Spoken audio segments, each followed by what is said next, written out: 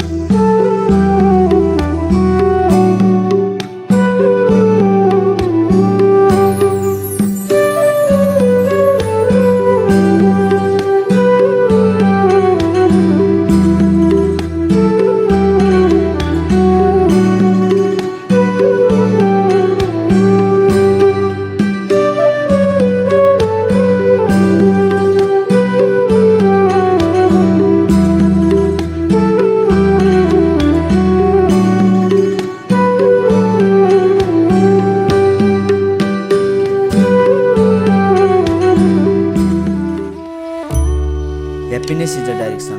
Not a place. त्यसैले हामी सानो सानो कुरामा पनि खुसी भएर बाटो छिर्नुपर्छ।